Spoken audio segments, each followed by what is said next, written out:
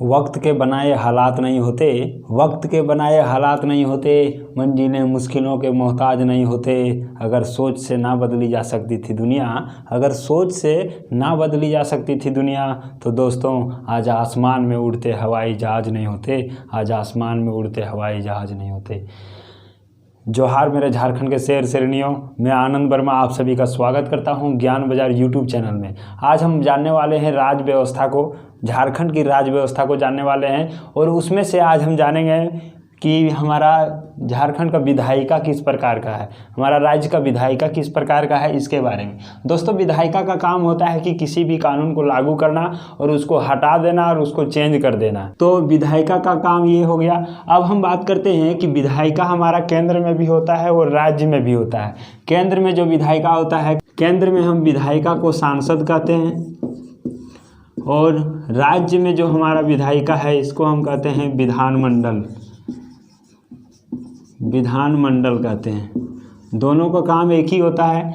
अब यहाँ पे हमारा केंद्र में जो सांसद है ये दो सदन का होता है। पहला होता है हमारा लोकसभा, लोकसभा और दूसरा होता है हमारा राज्यसभा।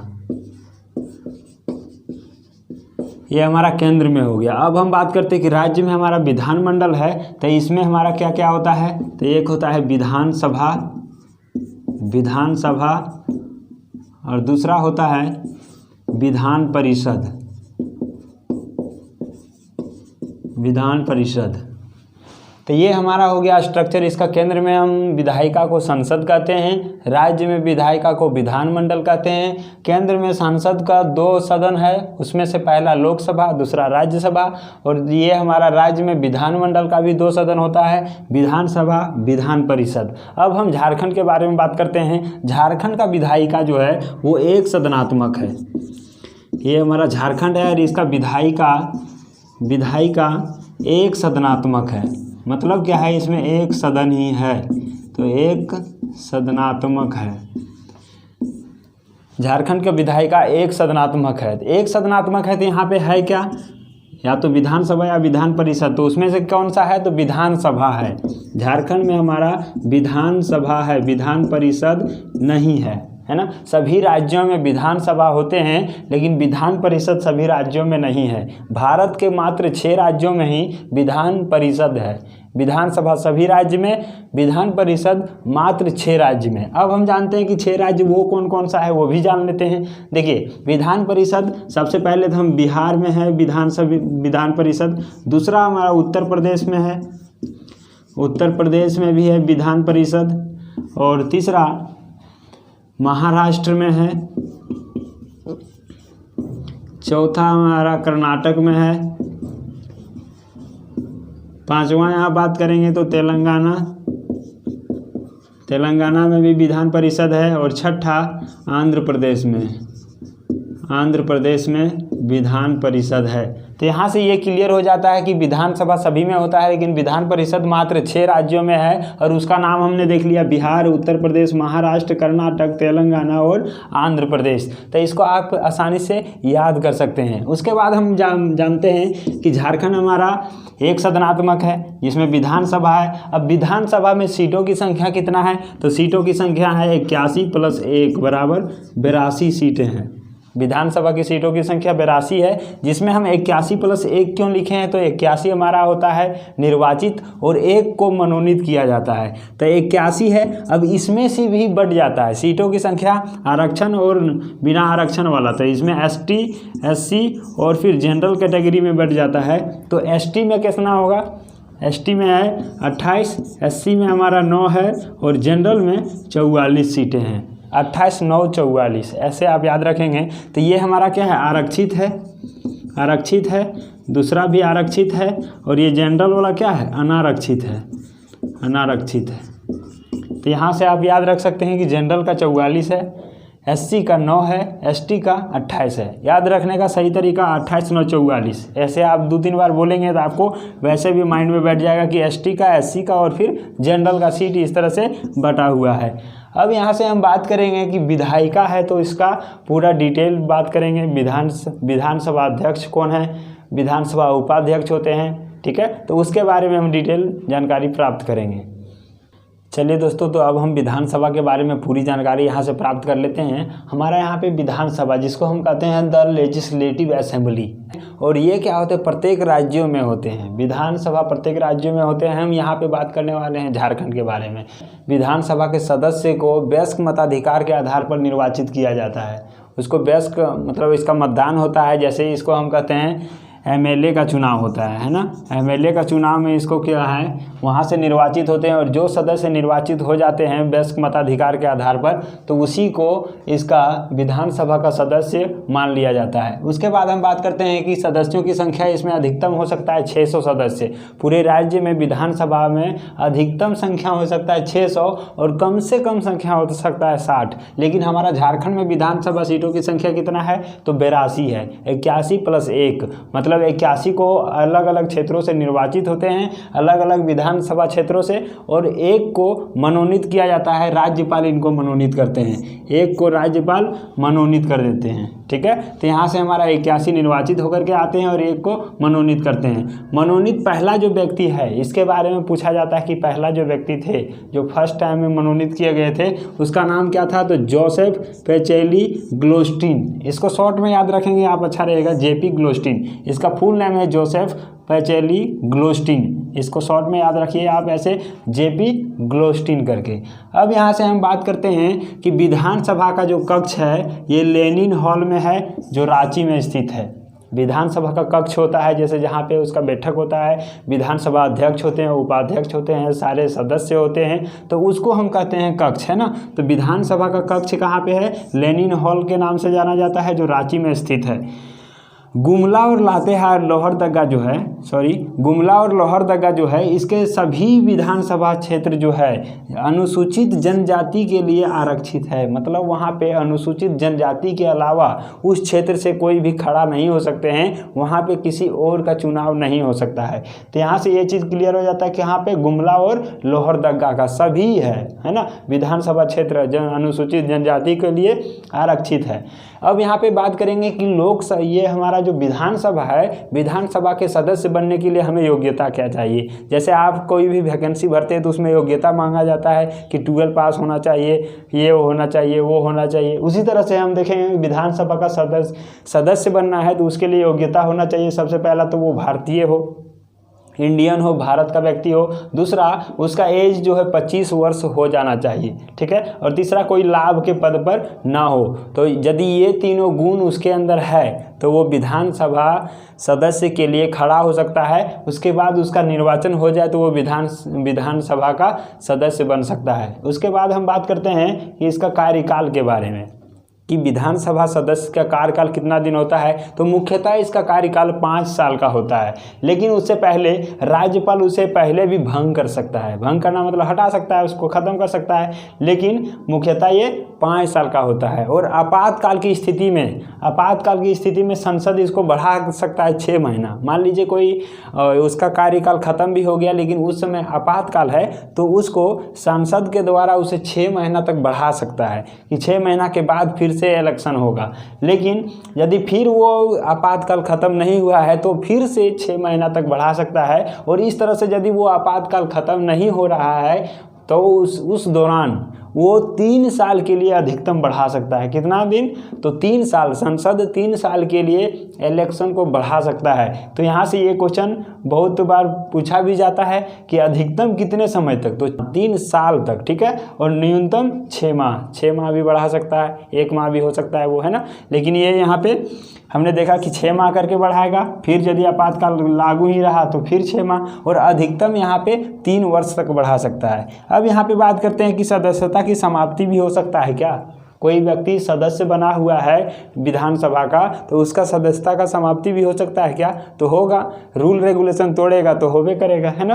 देखिए, सदस्यता की समाप्ति किस आधार पर हो सकता है। पहला तो हम त्याग पत्र दे दे भैया अपने से, तो वो हमारा क्या हो गया, सदस्यता समाप्त हो गया। हम कहेंगे कि हम नहीं रहेंगे, त्याग पत्र दे दिए तो वो हमारा सदस्यता समाप्त हो गया। या फिर दूसरा क्या है कि किसी भी अन्य राज्य है वहाँ के विधानमंडल में आपका नियुक्ति हो गया, ठीक है। तो उसके आधार पर क्या होगा, किसी भी विधानमंडल में सदस्य निर्वाचित हो गए आप तो यहाँ की सदस्यता क्या हो जाएगा, समाप्त हो जाएगा ऑटोमेटिक। और तीसरा क्या है कि सदन की अनुमति लिए बिना 60 दिन से ज़्यादा अनुपस्थित रह जाना।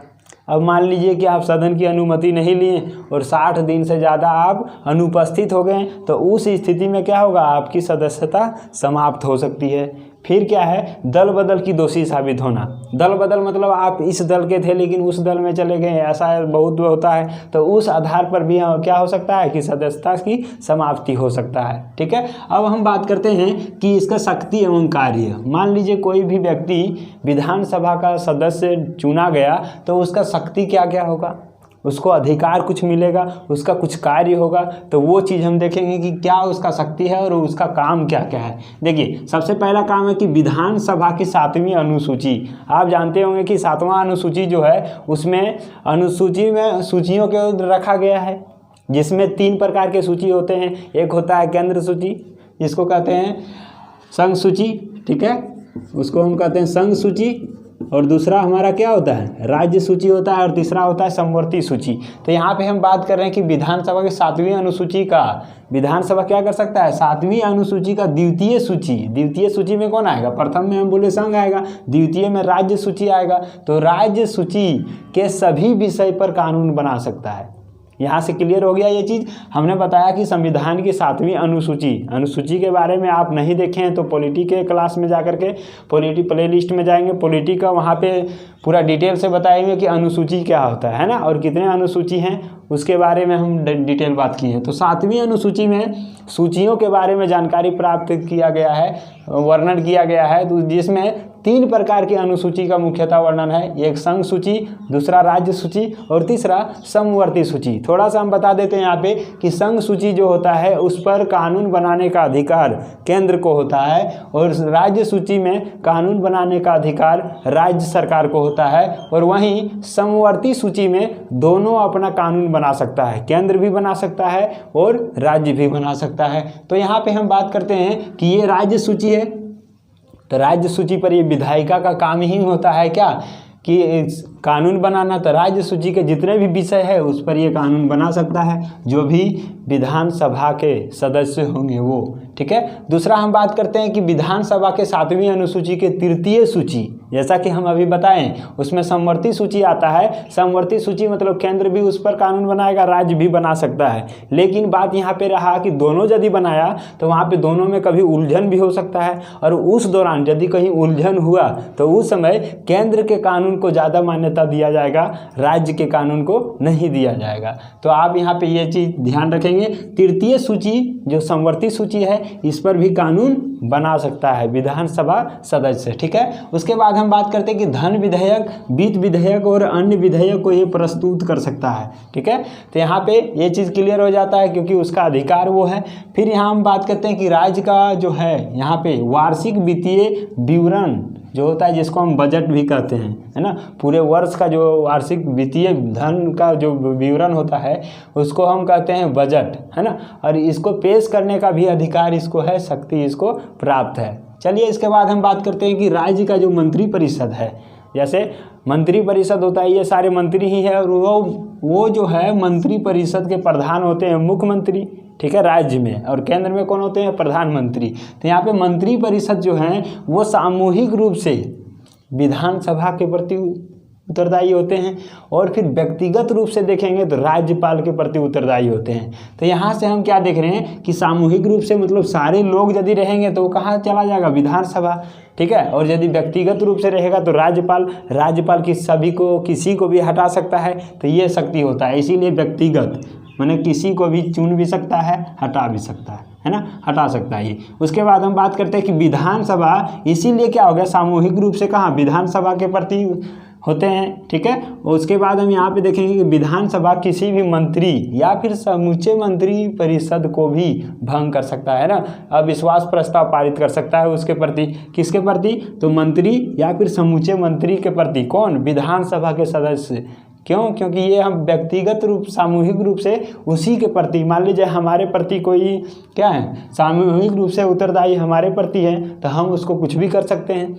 उसी तरह से विधानसभा के प्रति होते हैं मंत्री परिषद, तो वो क्या कर सकते हैं, विधानसभा के किसी भी मंत्री को या फिर समूचे मंत्री को के ऊपर वो विरोध में, है ना, समूचे मंत्री परिषद के विरुद्ध में अविश्वास प्रस्ताव पारित कर सकता है। अब यहाँ पे हम बात करते हैं कि विधानसभा के 2 सत्रों के बीच की अवधि जो है 6 माह से ज़्यादा नहीं होना चाहिए। मतलब विधानसभा का जो सत्र होता है वो 6 महीना के अंदर हो जाना चाहिए। ठीक है, नेक्स्ट हम बात करते हैं कि विधानसभा का पदाधिकारी के बारे में। जैसे विधानसभा हो गया, इसका हम बताएं कि विधानसभा का जो कक्ष है वो लेनिन हॉल रांची में है, तो वहाँ पे मान लीजिए सारे लोग हैं तो उसमें कोई अध्यक्ष होना चाहिए, कोई उपाध्यक्ष होना चाहिए। तो उसी तरह से हमारा ये विधानसभा पदाधिकारी, इसमें शामिल होते हैं विधानसभा अध्यक्ष और विधानसभा उपाध्यक्ष। देखिए विधानसभा पदाधिकारी में क्या होगा कि सारे लोग जितने भी सदस्य हैं, जैसे झारखंड की बात करें तो 82 हो गए,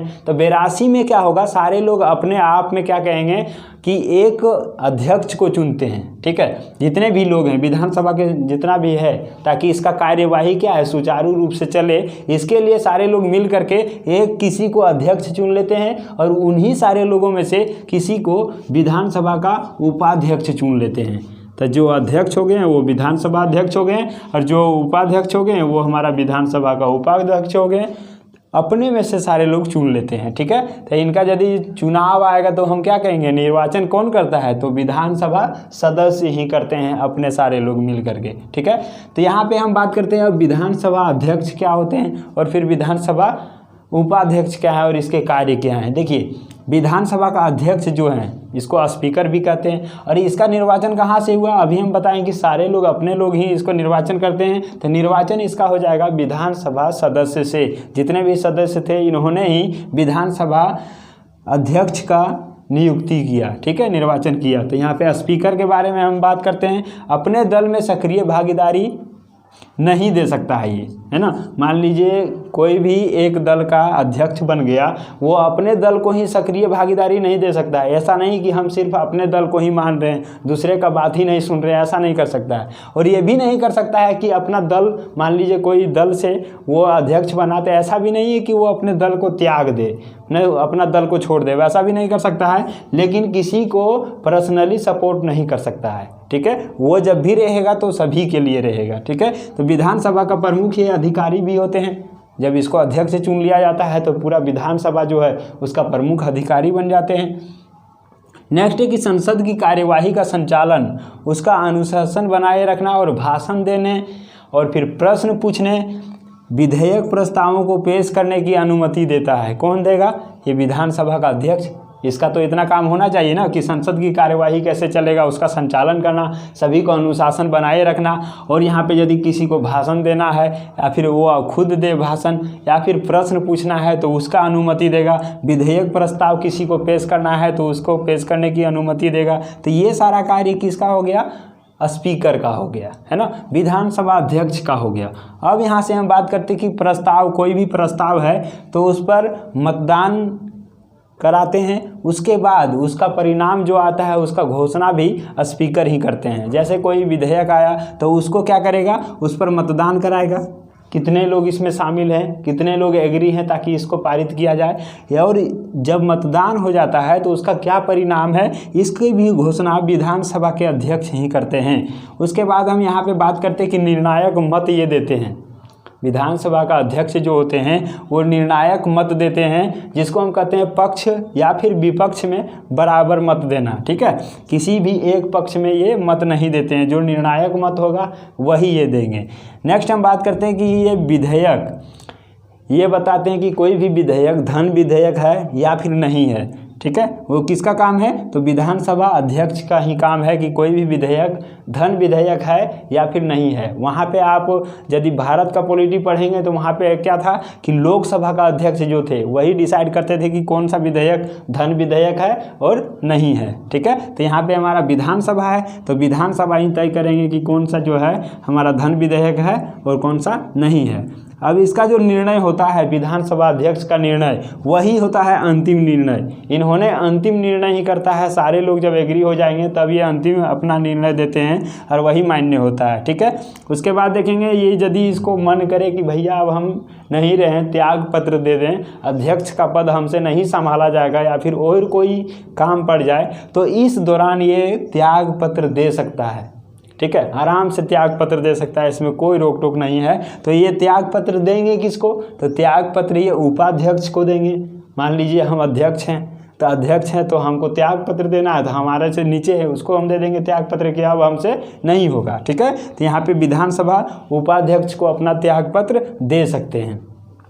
और मान लीजिए कि ये उपाध्यक्ष, ये जो हैं हमारे अध्यक्ष जो हैं, ये त्याग पत्र नहीं दें, लेकिन जितने भी सदस्य हैं वो उन सारे लोगों को लगता है कि ये अध्यक्ष की जिम्मेवारी अच्छे तरीके से नहीं निभा रहा है, तो उस दौरान क्या करेगा, सारे सदस्य मिल करके इसको हटा भी सकता है, तो वो भी सकती है। तो उसके लिए क्या करना होता है कि पहले हटाने के लिए उसे 14 दिन पहले उसको सूचना दे दिया जाता है कि आप मतलब नहीं रहेंगे। ठीक है, और ये क्या है, सूचना देने के बाद क्या होता है कि जितने भी सदस्य वहाँ पे हैं विधानसभा के सदस्य, उनमें से यहाँ पे क्या होता है, यदि सारे सदस्य मतलब कहते हैं कि अपने सभी तत्कालिक सदस्य के बहुमत से यदि ज़्यादा लोग कह दिए कि हट जाना चाहिए, तो उस दौरान में विधानसभा अध्यक्ष को हटा दिया जाता है, खुद से हट जाते हैं वो। ठीक है, तो यहाँ से ये कर सकते हैं कि 14 दिन पहले सूचना दे देना होगा। उसके बाद जितने भी वहाँ पे तत्कालीन सदस्य रहेंगे उनके बहुमत के आधार पर ही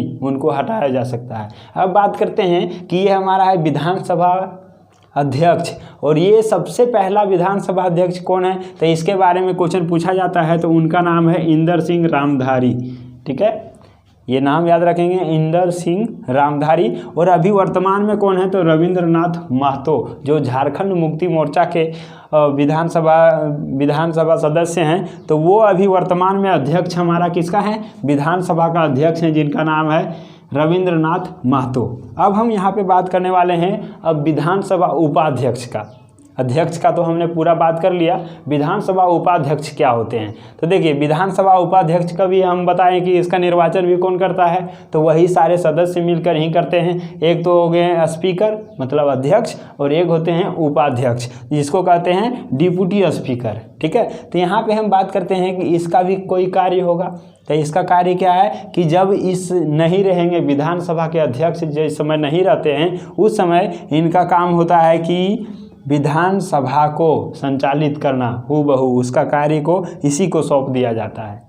और यहाँ पे हम देखेंगे कि विधानसभा का जो उपाध्यक्ष होते हैं वो विधानसभा का दूसरा प्रमुख अधिकारी होते हैं, क्योंकि यहाँ पे हम पदाधिकारी में हम दो का देखे थे कि एक अध्यक्ष होगा एक उपाध्यक्ष होगा। तो ये अध्यक्ष हो गया पहला, और ये दूसरा क्या होगा, प्रमुख पदाधिकारी होगा, अधिकारी होगा। ठीक है, तो इसका यहाँ पे काम देख लिए। काम क्या था कि जब इनके अनुपस्थिति में सारा काम उपाध्यक्ष को ही करना पड़ता है। तो यहाँ से फर्स्ट इसका, अब यहाँ पे हम बात करते हैं कि पहला उपाध्यक्ष कौन थे विधानसभा का। तो देखिए पहला उपाध्यक्ष बागुन सुब्रई। अब यहाँ पे हम बात करते हैं कि विधानसभा के उपाध्यक्ष सबसे पहला कौन थे। ठीक है, तो उनका नाम है बागुन सुब्रई, उसका नाम है। तो इस प्रकार से हमने देखा कि विधायिका को हमने यहाँ से पूरा डिटेल से जानकारी प्राप्त कर लिया है। इसमें विधानसभा सदस्य क्या होते हैं, विधानसभा के सदस्य बनने के लिए क्या योग्यता होते हैं, उनके कार्यकाल क्या होते हैं, उनको हटाने की प्रक्रिया क्या है, उनके सदस्यता की समाप्ति कैसे किया जा सकता है। और फिर यहाँ पे हमने बात किया कि शक्ति उसका क्या है, क्या कार्य है। फिर विधानसभा पदाधिकारी के बारे में देखा कि दो होते हैं इसमें पदाधिकारी, एक होते हैं कि अध्यक्ष और एक होते हैं उपाध्यक्ष। अध्यक्ष के बारे में ना कि कितना ये इसका कार्य है और क्या क्या ये कर सकते हैं, इनका मुख्य कार्य क्या होता है। उसके बाद हम देखें कि ये त्यागपत्र विधानसभा उपाध्यक्ष को देंगे, और विधानसभा उपाध्यक्ष को यदि त्यागपत्र देना हो तो ये किनको देंगे, विधानसभा अध्यक्ष को देंगे। ठीक है, तो विधानसभा अध्यक्ष को उपाध्यक्ष देंगे और विधानसभा अध्यक्ष विधानसभा उपाध्यक्ष को देंगे। एक दूसरे को त्यागपत्र देना रहे तो एक दूसरे को दे लेंगे। उसके बाद हम बात किए कि विधानसभा उपाध्यक्ष जो होते हैं ये विधानसभा का द्वितीय प्रमुख अधिकारी होते हैं। और यहाँ से हम बात किए कि फर्स्ट जो विधानसभा उपाध्यक्ष थे उनका नाम था बागुन सुमब्रई। और यहाँ पे हम बात किए कि पहला जो स्पीकर थे, अध्यक्ष थे विधानसभा का, उसका नाम था इंदर सिंह रामधारी, और वर्तमान में अभी रविंद्रनाथ महतो है। तो इस तरह से हमारा ये विधायिका का आज का टॉपिक खत्म हो जाता है। कल से हम बात करने वाले हैं कार्यपालिका का, और इस तरह से हम झारखंड के पूरे पॉलिटी को ख़त्म कर देंगे, राज्य व्यवस्था को एक एक करके लाते रहेंगे। तो आप यदि चैनल को सब्सक्राइब नहीं किए हैं तो जल्दी से कर दें और बेल आइकन को भी दबा दें ताकि आने वाला वीडियो का नोटिफिकेशन आपको मिलता रहे। तो दोस्तों हम मिलते हैं आपसे अगले वीडियो में, तब तक के लिए जय झारखंड, जय जोहार।